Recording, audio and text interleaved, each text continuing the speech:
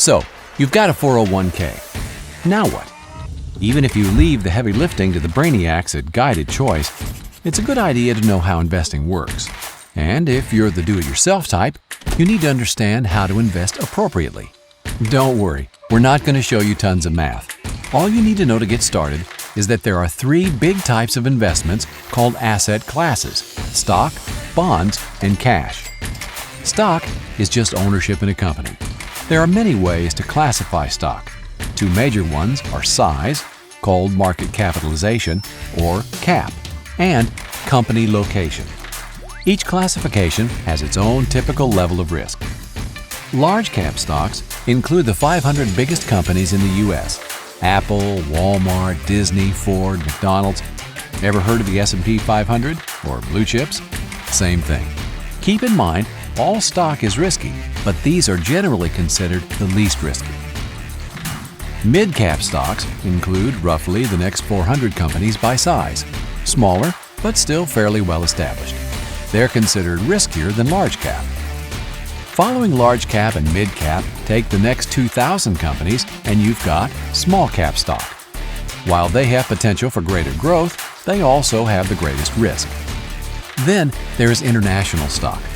Ownership in companies located in developed nations outside the U.S., like BMW in Germany and Sony in Japan. They carry about the same level of risk as U.S.-based large cap stocks. The highest level of risk is found with emerging market stock. This is stock in companies located in developing nations like India, Mexico, and Russia. There are two ways to make or lose money in the stock market.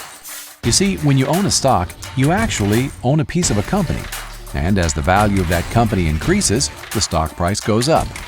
But if the value of the company goes down, the stock price goes down too. These fluctuations determine the amount of profit or loss. Another way to make money is when the company shares its yearly profit with you in the form of a dividend.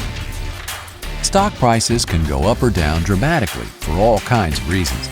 As a result, stocks are the riskiest types of investment in your plan, but over a long time, they can also be the most rewarding. Next up, bonds.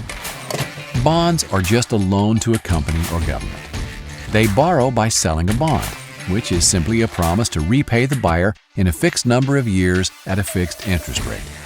When you hear about the U.S. government borrowing money, have you ever wondered who they borrow from? Chances are, it's you, through the investments you make in bonds. If interest rates go down after you buy a bond, its value goes up. If interest rates go up, then your bond value will go down. How much the value goes up or down with a change in the interest rate depends on how long the bond is. The longer the bond, the more risk, as the more the value will go up or down with interest rate changes. However, in general, bonds are less risky than stocks. Cash is, well, cash. In a 401k, it's usually available as a money market or stable value fund. Unlike other assets, there's little risk that your money will lose value. But that doesn't mean there's no risk at all. If you hold too much cash, you are at risk that inflation will leave your money worth less compared to everything else. For example, in 1950, a nickel would buy you a Coke. But if you saved that nickel until today, you wouldn't have enough to buy that same Coke. Cash loses value over time. Most people with 401k plans invest in mutual funds. These hold many different individual stocks or bonds chosen by professionals for a given level of risk and potential reward. So, how do you choose the right mix for your specific needs? You may be surprised to hear that according to the majority of corporate pension plans in the world, there really is a single best way. It's called modern portfolio theory. The details are a lot of math, but understanding what's behind all the numbers is remarkably simple. In fact, you've probably already heard of it. Don't put all your eggs in one basket. You balance risk and reward by holding lots of different types of investments.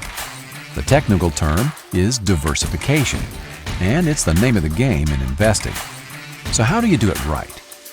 Most of us understand that if we take more risk, we expect more return. Let's look at the math.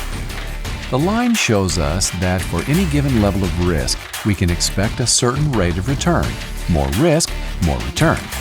The challenge, as you may be aware, is that markets don't move in a straight line. They go up and down.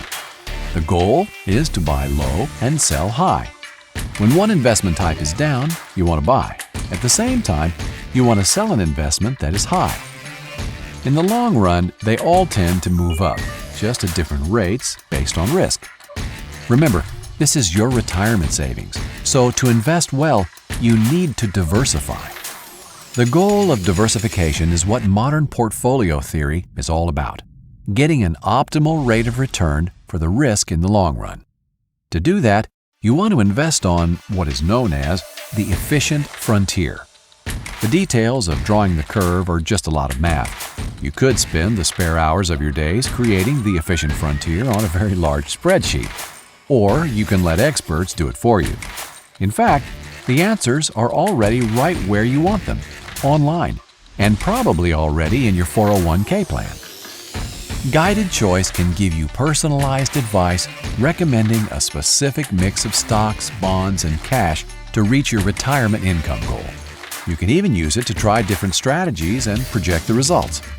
Whether you take the investment recommendation from our brainiacs or choose to do it yourself, hopefully now you're a little more confident about how retirement investing works. Just remember, if you do it yourself, you need to rebalance your account at least annually to stay on the efficient frontier.